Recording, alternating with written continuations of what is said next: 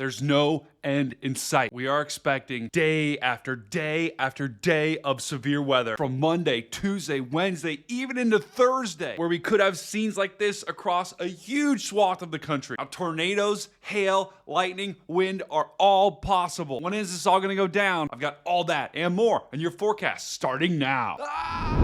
Wild day yesterday, and we have more of the same expected today on Monday, March 31st. We've got a severe thunderstorm watch across the deep south. We've got some red flag warnings out here in Texas and New Mexico into Kansas. We've got a winter storm watch up here. We could get more snow in Minnesota and Wisconsin. And then we've got some winter weather advisories and winter storm warnings out west where, stop me if you've heard this before, they're gonna get another winter storm. Now, looking at the current radar, we have this massive squall line that goes from Atlanta all the way down to New Orleans. That will be the focal point for severe weather today as this thing slams off to the east. And that's why we have this enhanced risk for severe storms today. This is going to be round number one. We had severe storms yesterday on Sunday. We've got them today, Monday, in places like North Carolina, South Carolina, Georgia, Atlanta, down into Alabama, even into the Florida Panhandle, even up into New Jersey and Washington, D.C. We're expecting a line of storms to form and slam its way off to the east, bringing with it hail, damaging winds, and possibly a couple tornadoes today. Here's that tornado outlook. You'll see the brown here, and that's a 5%,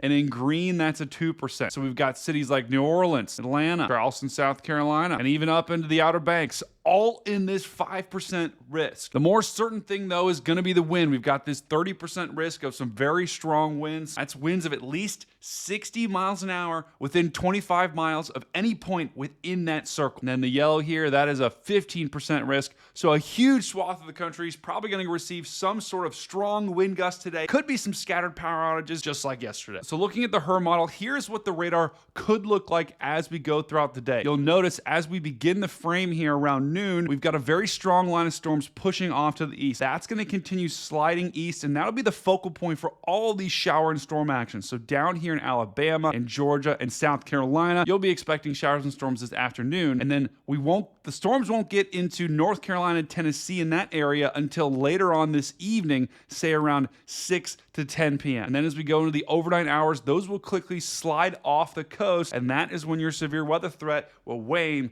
and turn to basically zero. Stop what you're doing right now. Pick up your mouse in your hand just like this, throw it in the air, grab it again, hit the subscribe button, and mash the like button, and leave a comment below. Look, someone's leaving a comment. This video is so cool. Wow. Back to you, Stormcat. All right, so that was the risk for today. Let's take a look at the severe weather risk for tomorrow. How is this all going to go down? This is Tuesday, April 1st, April Fools. It's not going to be much of a fool for those out west because we have yet another low pressure sliding off the Colorado Rockies. It's going to give some mountain snow here to those in Denver. Skiers rejoice. April Fools for them. Just kidding. Watch as this low slides off the Rockies. We'll have another area of shower and storms that develop Tuesday evening into Wednesday morning. That is where we could get some strong to severe storms. But as I'm going to show you, there's not a guarantee this is actually going to happen, especially down here in Oklahoma, where there could be a cap in place that may keep things under control. We'll have to watch. And this is our severe weather risk for Tuesday, April 1st. We've got a pretty large area of slight risk that goes from Texas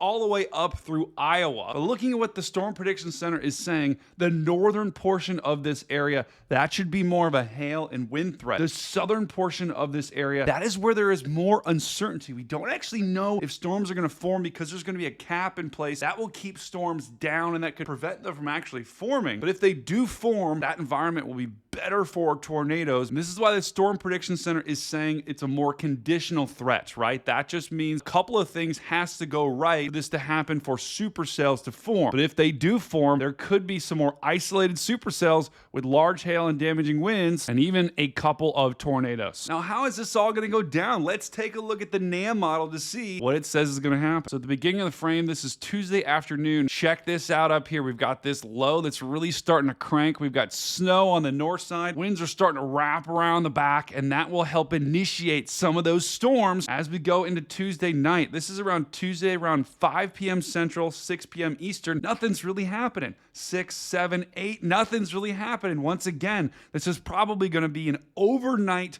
threat Tuesday night into Wednesday morning. Watch as we go into Tuesday night. I'm going to pause it here right there. That's Tuesday at 1 a.m. Storms don't pop until then. And notice how there's nothing down in Oklahoma. Going into Wednesday morning, that line should slide off to the east. These storms up here are probably going to be more of a hail and wind threat, less of a tornado threat. By the time we wake up Wednesday morning, that line should pretty much dissipate. But once again, guys, going back to Tuesday overnight, notice how there's nothing that pops up here in Oklahoma and Texas. That's because of the cap that's in place. This is one model though, but this model says storms aren't going to happen. So there's no guarantee that storms down here in Oklahoma and Texas will happen. But if they do, supercells with all hazards, that's wind, that's hail, that's a couple of tornadoes, are all possible on Tuesday. But now for the main event. Drum roll, please. I'm sorry. What the hell am I doing? Out of all the risks I've showed you, this is probably going to be the most significant day. Wednesday, April 2nd, we've got, once again, another huge area of an enhanced risk that goes from Michigan all the way down to Texas. This looks like it's almost like we're stuck on repeat from this past Sunday. This is almost the same identical area. It's almost the identical system, but there could actually be better conditions for tornadoes on Wednesday than we saw on Sunday. And here's why. If we look at the upper levels of the atmosphere, you can see a potent storm system. This is an upper level low. This is a trough of low pressure that's digging into the western United States. As we go into Wednesday morning, watch this push to the east and really ramp up. That is what you call the jet stream right there. Those are really strong winds. We've got an upper level low here that's cranking this jet stream up, and that will be why Wednesday could be more significant than the storms we had on Sunday. Because we have this jet stream in place and a negatively tilted trough here, that just means the trough is turned to the right. Those are the two things you need generally for a tornado outbreak. The upper level pattern will be very favorable for some rotating storms. And if we take a look at the significant tornado parameter for Wednesday, this is just Wednesday at 8 p.m. Look at all this purple and white and even red up here. Conditions will be right for tornadoes on Wednesday evening. I'm concerned. I'm really concerned. You know what? We're not done yet. We have yet another risk for severe storms. This is the fourth day in a row that we're going to possibly get severe storms. That goes from Ohio all the way through Arkansas into Texas. Stop me if you've heard this area being mentioned before. Same areas are getting severe storms after severe storms. It just won't end. So that is on Thursday, April 3rd. Gonna have to watch another area as storms will form right along a cold front in the Ohio and Tennessee valleys. And I got news for you guys. We may actually have some severe weather that develops next weekend as we'll have this low pressure moving up through the Ohio Valley. We could be talking about severe weather again on Saturday and Sunday. We don't actually catch a break until Monday, April 2nd. Going into the second week of April, things are probably going to calm down in a big way for several days. And that's when everyone can take a breath. Everyone in through the nose, out through the mouth. Deep breath. One more. In through the nose, out through the mouth. Yikes. You hate to see this. This is the 8 to 14 day temperature outlook. This second week of April. Might have to break out those jackets again. I hate the cold. And of course, Ohio is centered in the below average. Just fantastic. But we can expect below average temperatures for basically the entire eastern half of the country. East of the Mississippi, west of the Mississippi, out here in the mountains. You guys have been cold. You're going to flip back to warm. And that's just how things go, guys. You're cold for a week. You're warm for a week. That's spring. Move to Cancun if you don't want that. I think I'm going to move. I'm going. See you, Ohio.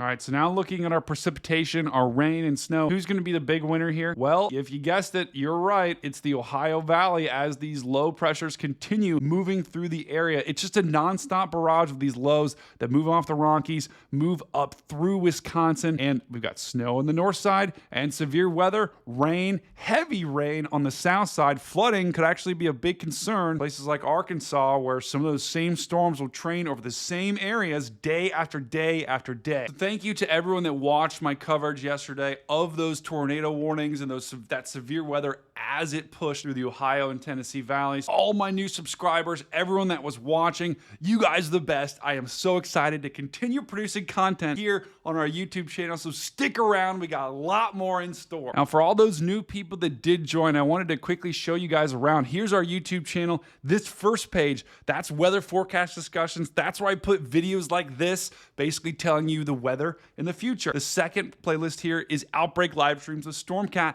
That's where I do like live streams of severe weather like the one I did yesterday. We've also got our podcast as well. We do that every other Thursday here on YouTube. We've had the biggest names in weather from Jim Cantori to Josh Morgan to Reed Timmer. We've had all of them on the podcast. It'll be a great spot to check out those episodes. And we've also got a very active Discord channel. Join our Discord, become a part of our community. We have a lot of great people in there. And whenever we've got storms, you know there's people in there chatting about the weather. So come join us over on Discord. Check that out in the link in the description below. All right, well, that about does it for today. Got a busy couple of days ahead of us. Make sure we all get some sleep. Probably won't be live today. I will be live Tuesday. I will probably be live Wednesday. Who knows about Thursday? Stay tuned. Have a wonderful week, y'all. Find someone, tell them you love them, tell them you care about them. Spread love, guys. Please. I want our community to be about loving on people. I'll be praying for all of you guys this week. Let me know in the comments if you have any prayer requests. I'd be happy to help. This is Stormcat 5, and I'll see you on the next one.